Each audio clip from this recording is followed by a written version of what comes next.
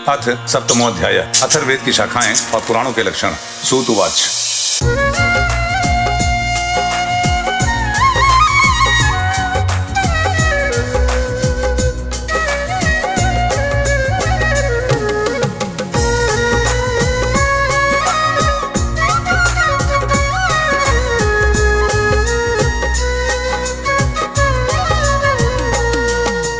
अथर्ववेद सुमन्तश्च शिष्यमध्यापयत् सुकान् संहितां सुपिपाध्याय वेददर्शय चोक्तवान्। सूत जी कहते हैं, शौनक आदि ऋषियों, मैं कह चुका हूँ कि अथर्ववेद के ज्ञाता सुमंत मुनि थे। उन्होंने अपनी संहिता अपने प्रिय शिष्य कबंध को पढ़ाई। कबंध ने उस संहिता के 2 भाग करके पथ्य और वेद दर्श को उसका अध्ययन कराया। चक्लयने ब्रह्मबल मुदोषपिप्लायनिः वेददर्शस्य शिष्यास्तु पथ्यशिष्यन् तोषिणुम्। वेद दर्श के 4 शिष्य हुए, शौक्लयानी, ब्रह्मबली, मोदोष और पिप्लयानी। अब पथ्य के शिष्यों के नाम सुनो।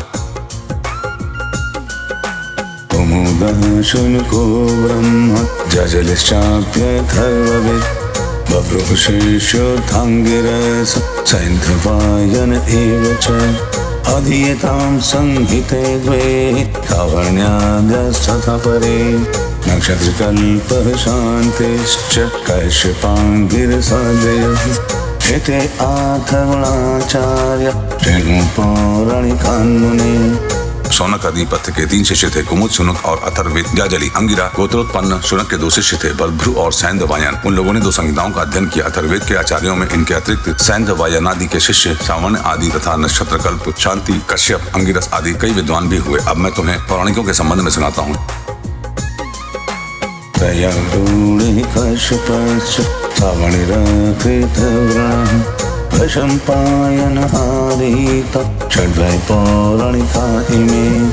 शौनक जी, पुराणों के 6 आचार्य प्रसिद्ध हैं। त्रय्यारुणी, कश्यप, सावाणी, अकृतवर्ण, वैशंपायन और हारी।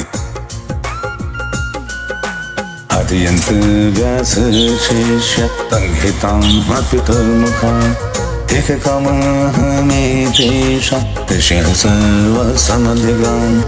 इन लोगों ने मेरे पिताजी से एक पुराण संहिता पढ़ी थी और मेरे पिताजी ने स्वयं भगवान व्यास से उन संहिताओं का अध्ययन किया था। मैंने उन 6 आचार्यों से सभी संहिताओं का अध्ययन किया था।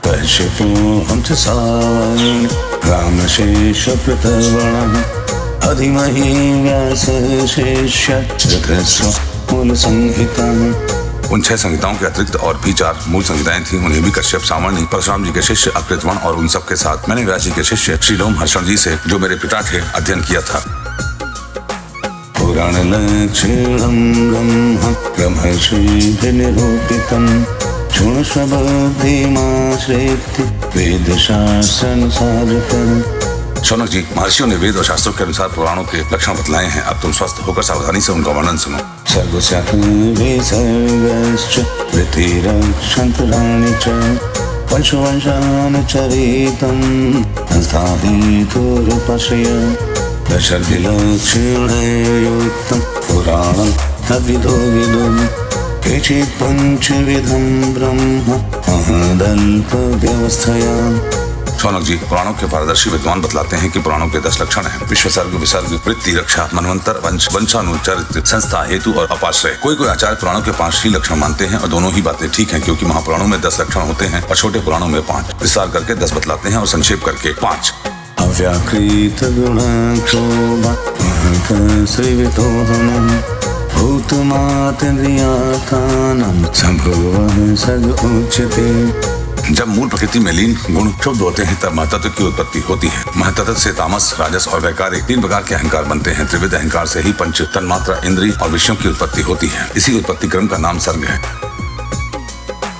पुरुषानुगृहीतानां वेदेषां वसनामयः विसर्गोऽयं समाहारो बीजाद्बीजं चराचरम्। परमेश्वर के अनुग्रह से सृष्टि का सामर्थ्य प्राप्त करके महतत्व आदि पूर्व कर्मों के अनुसार अच्छी और बुरी वासनाओं की प्रधानता से जो चराचर शरीरात्मक जीव की उपाधि की सृष्टि करते हैं, एक बीज से दूसरे बीज के समान, इसी को विसर्ग कहते हैं। भूतानि भूतानि चराणामचराणि च तस्मिन् नैनां तत्र अमचोदनयापि वा चार प्राणियों की अजर पदार्थ वृत्ति अर्थात जीवन निर्वाह की सामग्री है। चार प्राणियों के दुग्ध आदि भी इनमें से मनुष्यों ने कुछ तो स्वभाववश कामना के अनुसार निश्चित कर ली है और कुछ ने शास्त्र के आज्ञा अनुसार।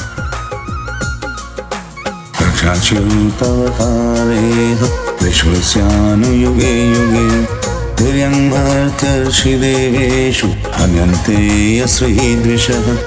भगवान युग युग में पशु पक्षी मनुष्य ऋषि देवता आदि के रूप में अवतार ग्रहण करके अनेकों लीलाएं करते हैं। इन्हीं अवतारों में वे धर्म के विरोधियों का संहार भी करते हैं। उनकी यह अवतार लीला विश्व की रक्षा के लिए ही होती है, इसलिए उसका नाम रक्षा है। मन्वन्तर मनुर्देव मनुपुत्रः सुरेश्वरः ऋषयं स्वावतारश्च हरिः षड्विधमुच्यते।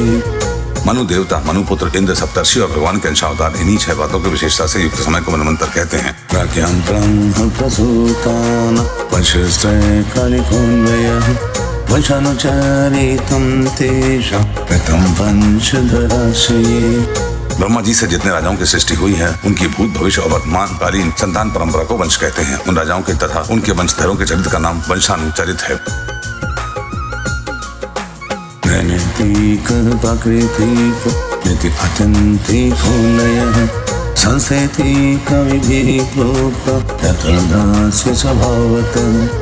इस विश्व ब्रह्मांड का प्रभाव से ही प्रलय हो जाता है। इसके 4 भेद हैं, नैमित्तिक, प्राकृतिक, नित्य और आत्यंतिक। तत्व के विद्वानों ने इन्हीं को संस्था कहा है। हेतु जीवो से सर्गा धीरविद्या कर्म कारकम् यं चानुषयेनं प्राहुरयात्रिकमुतपरे। प्राणों के लक्षण में हेतु नाम से जिसका व्यवहार होता है वह जीव ही है, क्योंकि वास्तव में वही विसर्ग विसर्ग आदि का हेतु है और अविद्यावश अनेकों प्रकार के कर्म कलाप में उलझ गया है। जो लोग उसे चैतन्य प्रधान की दृष्टि से देखते हैं वे उसे अनुशयी अर्थात प्रकृति में शयन करने वाला कहते हैं, और जो उपाधि की दृष्टि से कहते हैं वे उसे अव्याकृत अर्थात प्रकृति रूप कहते हैं। व्यतिरेकान्भयो यस्य जागृत्स्वप्नसुषुप्तिषु मायामयेषु तद्ब्रह्म जीववृत्तिष्वपाश्रयः। जीव की वृत्तियों के 3 विभाग हैं, जागृत, स्वप्न और सुषुप्ति। जो इन अवस्थाओं में इनके अभिमानी विश्व, तेजस और प्राज्ञ के मायामय रूपों में प्रतीत होता है और इन अवस्थाओं से परे तुरीय तत्व के रूप में भी लक्षित होता है, वही ब्रह्म है। उसी को यहाँ अपाश्रय शब्द से कहा गया है। पदार्थेषु यथा द्रव्यं तन्मात्रं रूपनामसु बीजादि पंचतान्तासु व्यवस्थासु युतायुतम्। नाम विशेष और रूप विशेष से युक्त पदार्थों पर विचार करें तो वे सत्ता मात्र वस्तु के रूप में स्थित होते हैं। उनकी विशेषताएं लुप्त हो जाती हैं। असल में वह सत्ता ही उन विशेषताओं के रूप में प्रतीत भी हो रही है और उनसे पृथक भी है। ठीक इसी न्यास से शरीर और विश्व ब्रह्मांड की उत्पत्ति से लेकर मृत्यु और महाप्रलय पर्यंत जितनी भी विशेष अवस्थाएं हैं उनके रूप में परम सत्य स्वरूप ब्रह्मा ही प्रतीत हो रहा है और वह उनसे सर्वथा पृथक भी है। यही वाक्य भेद से अधिष्ठान और साक्षी के रूप में ब्रह्म ही पुराणोक्त आश्रय तत्व है।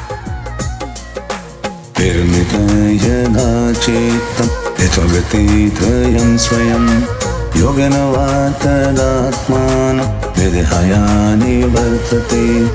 जब चित्त स्वयं आत्मविचार अथवा योगाभ्यास के द्वारा सत्वगुण, रजोगुण, तमोगुण संबंधी व्यवहारिक वृत्तियों और जागृत स्वप्न आदि स्वाभाविक वृत्तियों का त्याग करके उपराम हो जाता है, तब वह शाश्वत शांत वृत्ति में तत्वमसि आदि महावाक्यों के द्वारा आत्मज्ञान का उदय होता है। उस समय आत्मवेत्ता पुरुष अविद्या जनित कर्म, वासना और कर्म प्रवृत्ति से निवृत्त हो जाता है।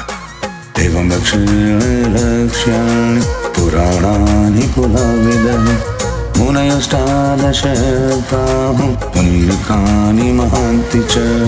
14 आदि ऋषियों, पुरातत्ववेत्ता, ऐतिहासिक विद्वानों ने इन्हीं लक्षणों के द्वारा पुराणों की यह पहचान बतलाई है। ऐसे लक्षणों से युक्त छोटे बड़े 18 पुराण हैं।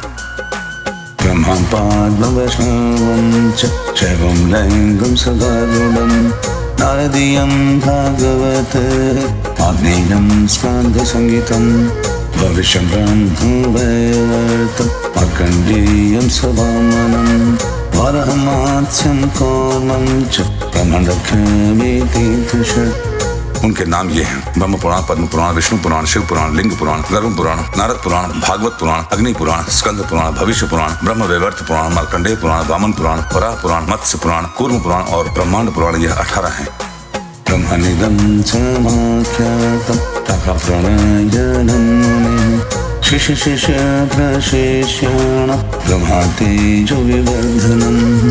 शौनक जी, व्यास जी की शिष्य परंपरा ने जिस प्रकार वेद संहिता और पुराण संहिताओं का अध्यापन, विभाजन आदि किया है वह मैंने तुम्हें सुना दिया। यह प्रसंग सुनने और पढ़ने वालों के ब्रह्मतेज की अभिवृद्धि करता है।